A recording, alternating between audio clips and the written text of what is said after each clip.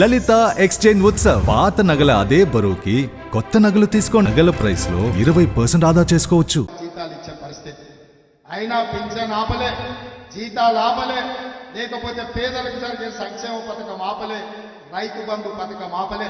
ప్రతి సన్నాజోడు ఇంకా రైతు బంధు వేస్తలేడు అన్నట్టు. పోయిన సంవత్సరం మార్చి 31 వరకు కూడా ఆ సన్నాసుడు రైతు బంధు వేయలే. ఫిబ్రవరి ఆఖరి వరకు మొత్తం రైతు భరోసా పథకాన్ని వేసే బాధ్యత మనది. మీ అభిమానంతో ఫిబ్రవరి నెలాఖరు వరకు ఈ తెలంగాణ రాష్ట్రంలో ఉన్న 63 లక్షల రైతు కుటుంబాలకు మీ ద్వారా మాట ఇస్తున్నా. ఫిబ్రవరి ఆఖరు వరకు రైతు భరోసా ద్వారా మీ ఖాతాలలో నగదు బదిలీ చేసే బాధ్యత కాంగ్రెస్ పార్టీ తీసుకుంటుంది. నేను ఇదే చెప్పదలుచుకున్నా. మిత్రులారా, ఒకవైపు సంక్షేమం, ఇంకొక వైపు అభివృద్ధి, మూడవ వైపు కేసీఆర్ చేసిన విధ్వంసాన్ని ఇవాళ మనం అంతా కూడా సరిదిద్దాలి. అక్కడక్కడ రేవంత్ రెడ్డి మేస్త్రి, రేవంత్ రెడ్డి మేస్త్రి అంటారు. అవును బిడ్డ, నేను మేస్త్రిని. మీరు విధ్వంసం చేసిన తెలంగాణను పునర్నిర్మించే మేస్త్రిని. మీరు నిరుద్యోగ యువకుల జీవితాలతో చెలగాటమాడింది కదా, అందుకే 30 లక్షల మంది తెలంగాణ నిరుద్యోగ యువకుల భవిష్యత్తును తీర్చిదిద్దే మేస్త్రిని తెలంగాణ పబ్లిక్ సర్వీస్ కమిషన్ కి ఇవాళ చైర్మన్లను, సభ్యులను గవర్నర్ గారు అనుమతించారు. ఇవాళ నుంచి వాళ్ళ జీవితాలను పునర్నిర్మించే మేస్త్రిని. ఇదే కాదు బిడ్డ, కాసుకో, మిమ్మల్ని 100 మీటర్ల కోతి నుంచి పాతి పట్టి మీకు గోరీ కట్టే మేస్త్రిని, మిమ్మల్ని గోరీ కట్టే మేస్త్రిని నేనే బిడ్డ.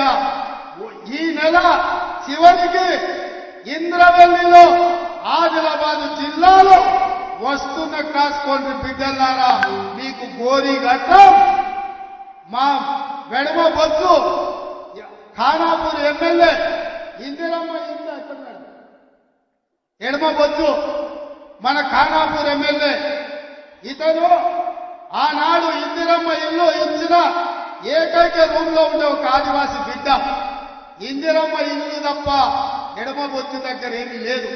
కానీ మీ అభిమానం, మల్లికార్జున ఖర్గే గారి ఆశీర్వాదం, కాంగ్రెస్ పార్టీ దీపం ఉంటే గుండెల నిండా గాలి పీల్చుకొని సోనియమ్మ బొమ్మను గుండెల్లో పెట్టుకొని పోతే అక్కడి బిడ్డలు ఆశీర్వదించరు. ఇవాళ ఎమ్మెల్యే అయ్యిండు. కాంగ్రెస్ పార్టీ ఇందిరమ్మ ఇంట్లుండే బిడ్డను కూడా ఇవాళ ఎమ్మెల్యే చేసింది. నేను అడుగుతున్నా, సన్నాసి సోయిలేని కేసీఆర్, ఎవరినిరా నువ్వు రాజ్యసభ చేసింది? పార్థసారథి రెడ్డి కరోనా సమయంలో 1000 కోట్లు దోసుకున్నాం, రాజ్యసభ చేసినావు. రవిచంద్రాన్ని ఇంకొక ఆయన చేసినావు, గ్రానైట్ వ్యాపారం. దామోదర్ రావు అని ఇంకో ఉన్నావు, రాజ్యసభ చేసినావు. తెలంగాణ రాష్ట్రాన్ని దోసుకున్నాను. ఒక్కనన్నా ఇట్లాంటి ఎమ్మెల్యే చేసినావు అని నేను అడుగుతున్నా. ఇవాళ 64 మందిలో ఇట్లాంటి వాళ్ళు 20 మంది ఉన్నారు. పేదోళ్ళ బిడ్డలు, దళితుల బిడ్డలు, గిరిజనుల బిడ్డలు, ఆదివాసీల బిడ్డలు, బలహీన వర్గాల బిడ్డలు ఇవాళ ఇందిరమ్మ రాజ్యాన్ని నమ్ముకుంటే మందుల సామెలు ఉండడేమో వేదిక మీద ఒకవేళ ఉంటే. తుంగతుర్తిని మన నల్గొండ జిల్లాలో జేబులో 50,000 రూపాయలు లేవు మందుల సామెలు.